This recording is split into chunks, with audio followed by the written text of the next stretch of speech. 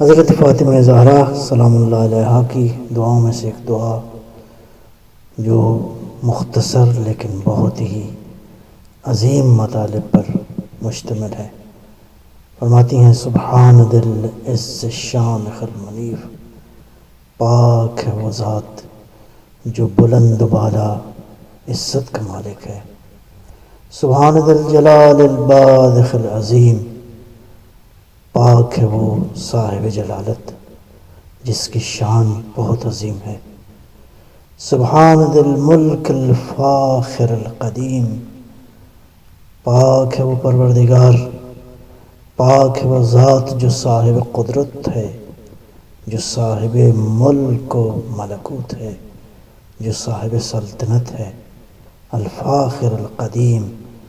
جس کی سلطنت، جس کی حکومت عظیم بھی ہے اور قدیم بھی ہے، سبحان من یرا اثر النملۃ فی الصفا، خداوند عالم کی معرفت کا عجیب بہت ہی گہرا جملہ ہے یہ، در حقیقت ایک زاویہ ہے اللہ کی وحدانیت اور اس کی قدرت کو سمجھنے کا، بہت ہی خوبصورت جملہ ہے، پاک ہے وہ جو کہ دیکھتا ہے کس کو؟ چیونٹی کے پاؤں کے ان نشانات کو جو بالکل سفید چٹیل پتھر پہ موجود ہیں،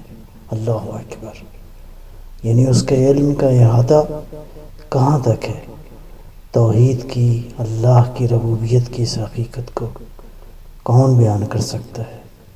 سوائے ان ہستیوں کے جن کے سینوں کو اللہ نے قرآن سے منور فرمایا ہے، جن کے سینوں کو اللہ نے اپنے علم سے منور کیا ہے۔ یہ وہ فاطمہ ہے جس کے بارے میں پیغمبر فرماتے ہیں بضعۃ منی، فاطمہ میرا وجود ہے،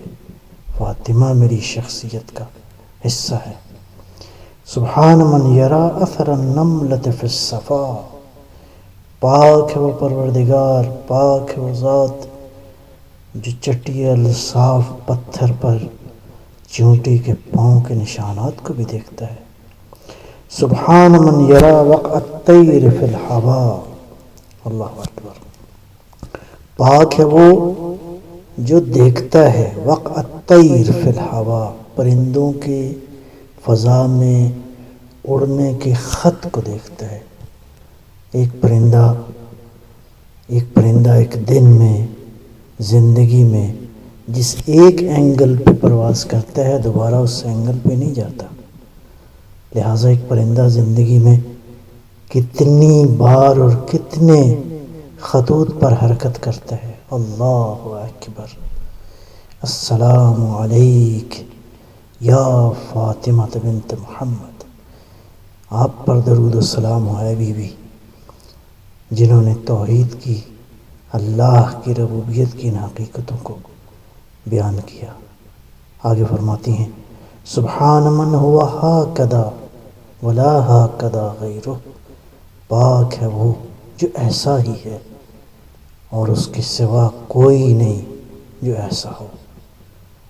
اللہ اکبر، اللہ اکبر، پروردگارہ تو ہمیں معرفت کی ان حقیقتوں کو، معرفت کے اس راستے پہ